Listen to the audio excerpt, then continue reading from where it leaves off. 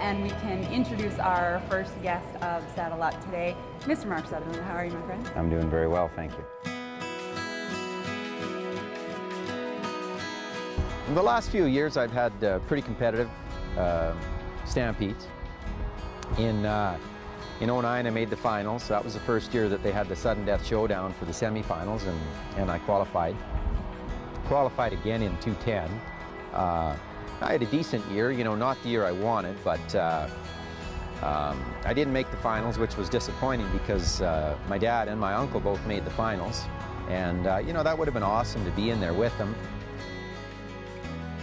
You can have everything lined up just right and have the horsepower to win it, and if you don't drive, you're not going to get it. And you know, I've had bad stampedes before, and when they start going downhill, boy, it's like a snowball effect. And you know, you just make one mistake and make the next and make the next, and it seems like you can't do anything right.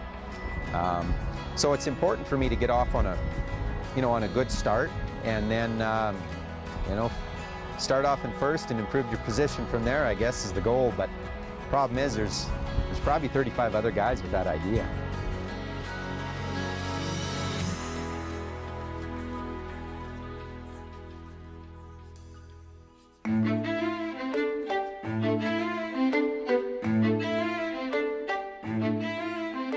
The crew puts it on, but I like to check it. If it comes off, it's a bit of a fine, but it's more of an embarrassment.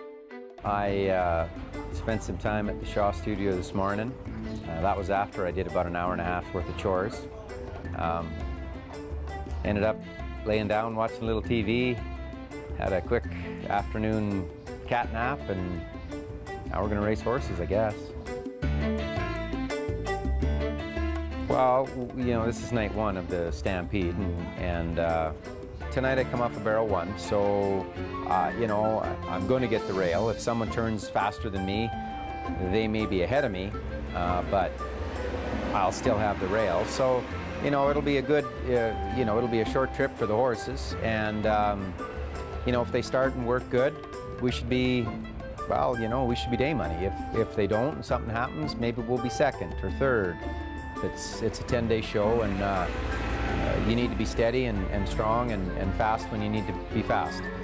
There's no secret. You need to make your time up when you're on barrel one and barrel two, and if you can steal a good race off of 3 and 4, you're going to make that top 10, and you know, if you do it enough times, you'll make the top 4. In the high-tech redneck, Mark Sutherland is on one. Heat number 7. There's the horn and a quick start for Jerry Bremner and Mark Sutherland as they simultaneously pass their way to the figure 8. You know, we do race against 3 other guys in our heat, but it's more about who's fastest for the night. We really race against the clock. Trying to get up alongside of Mark Sutherland, but Mark's a speed demon into that third turn. Now Jerry starts to close a little ground. Look at the backfield.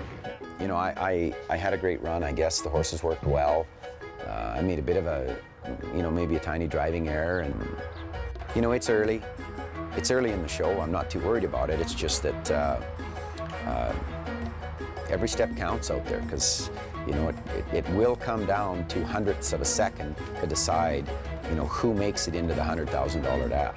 Mark Sutherland is uncatchable. The Cowboys posse is the high-tech redneck rolls to the wire. They're not going to catch the Tour champion.